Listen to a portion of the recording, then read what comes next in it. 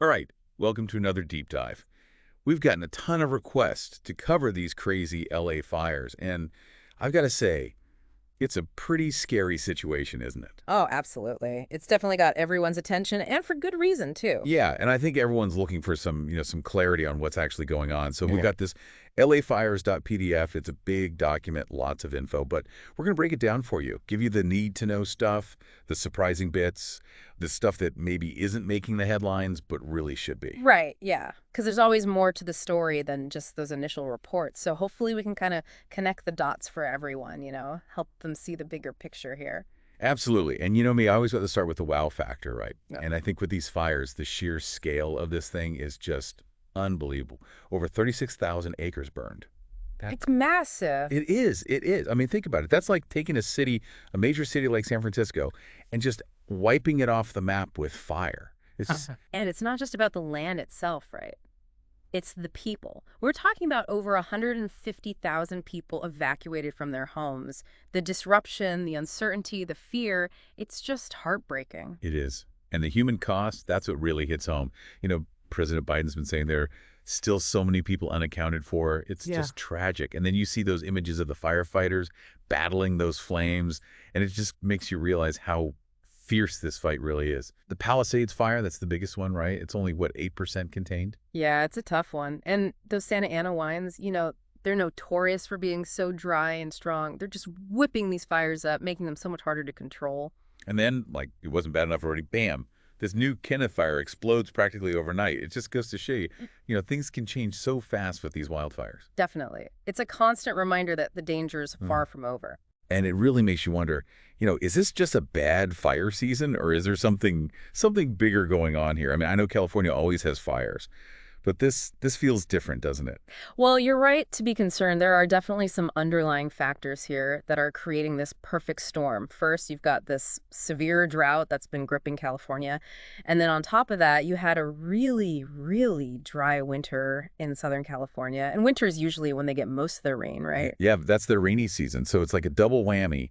You've got all this dry brush, dry vegetation just waiting to ignite, and then you get those powerful Santa Ana winds. Mm. It's no wonder these fires are spreading so And quickly. it's like a tinderbox waiting to happen, really. Yeah. And of course, we can't ignore the big elephant in the room, which is climate change. Right, exactly. I mean, Yeah. climate change is intensifying all of these conditions. It's hotter, it's drier, which makes that vegetation even more flammable. Right. It's almost like these fires are a warning sign. Yeah. Like, hey, pay attention. This is what climate change looks like. It's a very real consequence of a changing climate, that's for sure. Yeah. And one thing I read that it kind of blew my mind. Apparently, this major reservoir, the Santa Ynez, it was offline for maintenance when the fires broke out. Talk about bad timing, right? Yeah, it does make you think, doesn't it? I mean, what if they had had access to all that water? Could it have made a difference? It's hard to say, but it definitely raises some questions about preparedness. Yeah, it does. Okay, I want to shift gears a little bit here and talk about well, something pretty visually striking, those red fire retardant drops, those planes coming in low, dropping that red stuff all over the place. What is that stuff anyway? Well, you might be surprised to hear this, but the main ingredient is actually ammonium phosphate. It's basically fertilizer, like the kind you might use in your garden. Wait, are you serious? They're dropping plant food on these fires. Well, sort of. Of course, there are other things in there too, like thickeners to help it stick to the vegetation and that bright red dye, which is essentially just rust, gives it that distinctive color. Oh, that makes sense. But is it safe? I mean, dropping that much of anything on the environment can't be good, can it? It's generally considered pretty safe, but there are some concerns about the heavy metals in the retardant and how they might impact waterways, especially when you consider the sheer volume they're dropping. Yeah, I could see how that would be a worry. And then you think about those pilots flying those massive planes in such low visibility, making those drops. It's a pretty dangerous job, isn't it? Oh, absolutely. They're putting themselves at risk to help contain these fires, no doubt about it. But it's important to remember this isn't just about fighting the flames, it's about the aftermath, too. The impact on the communities, the people who live there, the long-term effects that we're only just beginning to understand. Right. And one article I read, it talked about this artist who lost over 20 years of work in the fires. It just makes you realize the personal cost of these disasters. It goes way beyond just property damage. It's a devastating loss. I mean, to lose your home is one thing, but to lose your life's work, your memories, your creative output, it's almost impossible to comprehend. It really is.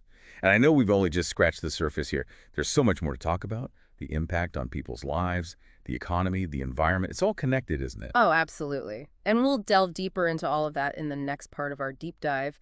But for now, I think it's important for our listeners to really grasp the sheer scale of this disaster, the role that climate change is playing, and the human cost of these fires. Yeah, you've made some excellent points. This is a complex situation, but hopefully by breaking it down like this, we can help everyone make sense of it all. You know, it's amazing when you really start thinking about these fires, the impact goes way beyond just the immediate area. It's like this ripple effect that touches so many aspects of life.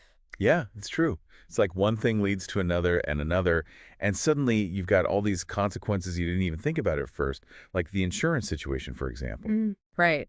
The California Insurance Commissioner actually put a hold on cancellations and non-renewals of homeowners' policies for a whole year. That's a huge deal. It is, because it affects everyone, not just the people whose homes were actually damaged. Yeah. And it's not just about the money, is it? It's about having that sense of security in a time when everything feels so uncertain. Exactly. Knowing you won't lose your insurance, even if your property is now considered higher risk, that's got to be a huge relief for people who are already dealing with so much. Absolutely. But it makes you wonder, about the long-term impacts on the insurance companies themselves, on the whole system. Can they really afford to keep covering everyone in these high-risk areas? What happens down the line?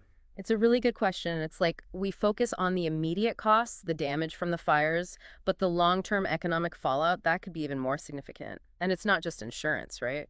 No, you're right. Businesses shut down, people lose their jobs, tourism takes a hit. It could take years, maybe even decades, for a community to fully recover from something like this. Absolutely. And we haven't even talked about the mental and emotional toll, the trauma, the anxiety, the fear, the grief, even for people who weren't directly in the path of the fires. Yeah, that's something we often overlook, isn't it? The psychological impact of these disasters. It's like a collective trauma that hangs over the entire community. It's going to take a long time to heal from that. It will, and it's going to take a collective effort too. Government agencies, community organizations, individuals, everyone needs to work together to support each other and rebuild. And speaking of collective responsibility, I read about this incident where a civilian drone actually collided with a firefighting plane. Can you believe that? It just goes to show you how important it is for everyone to be aware, to think about the bigger picture during these emergencies. It's incredibly reckless and dangerous. Those drones can interfere with firefighting efforts, put lives at risk. People need to understand the rules, follow the guidelines, prioritize safety above everything else. It's a good reminder that we all have a role to play in keeping each other safe. But man, when you start listing it all out, it just hits you. The complexity of this whole situation. The fires, the drought, the wind, climate change infrastructure, the human impact, now drones. It's a lot to process. It is. But that's why it's so important to understand all these different pieces of the puzzle, right? So we can see the bigger picture, make smarter decisions about how we prepare for and respond to these kinds of events in the future. So if we were to kind of step back for a moment and think about the key takeaways for our listeners, what would you say are the most important things to remember about these fires and what they mean for all of us? Well, I think the biggest takeaway for me is that these fires aren't just isolated incidents. They're part of a much bigger trend, and that trend is driven by climate change. The science is clear, these fires are becoming more frequent, more intense, and that's a wake-up call for all of us. We can't ignore it. Right, it's not just about putting out the fires. It's about addressing the root causes, taking steps to mitigate the risks, making our communities more resilient in the face of these challenges. Exactly. And that brings us to another key takeaway, which is the importance of preparedness. We need to learn from what's happening, make sure we're doing everything we can to protect ourselves, our families, our communities. Having evacuation plans, being aware of the fire danger, supporting efforts to tackle climate change, advocating for more resilient infrastructure, these are all critical steps. So it's about moving from a reactive approach to a more proactive one. Yeah. We can't just wait for the next disaster to hit. We need to be thinking ahead, anticipating the risks, adapting to these changing conditions. Exactly. It's a shift in mindset, and it's not just about individual actions. It's about working together as communities, as regions, as a nation to address the underlying issues. Because the reality is we're all in this together, and our actions or inaction have consequences. It's true. Every little bit counts. Every step we take, no matter how small, can contribute to the solution. So we've covered a lot of ground in this deep dive, haven't we? The immediate impacts, the wider implications, the drought, the wind, climate change, infrastructure, insurance, even drones. It's a lot to take in. But as we head into the final part of our conversation, what's the one thing you would want our listeners to really hold on to? I think the most important thing to remember is that while these fires are a stark reminder of the challenges we're facing, they also present us with an opportunity to learn, to adapt, to build a more resilient future. It's up to all of us to take action, to use our voices, to make informed choices, and to work together to create a safer, more sustainable world. You know, we've talked a lot about the big picture, all the factors involved in these fires, but now I want to kind of bring it back down to earth a little and make it personal, because I'm sure some of you listening are thinking, okay, this is all very interesting, but what does it mean for me? What can I actually do about it? Well, that's the million-dollar question, isn't it? It's easy to feel helpless when you see something this devastating, something this big. But I truly believe knowledge is power.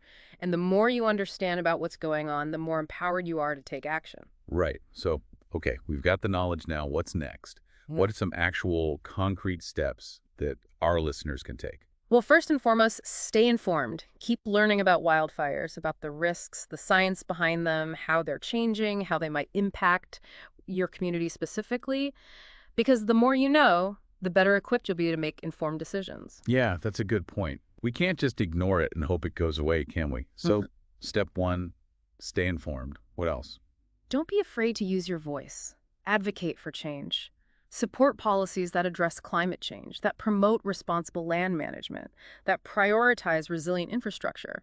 Contact your elected officials, join advocacy groups, make your concerns heard. So it's not just about individual actions, it's about using our collective voice to try to make a difference on a larger scale, right? Exactly. And never underestimate the power of your vote. Support candidates who take these issues seriously, who are committed to finding solutions. Right, okay.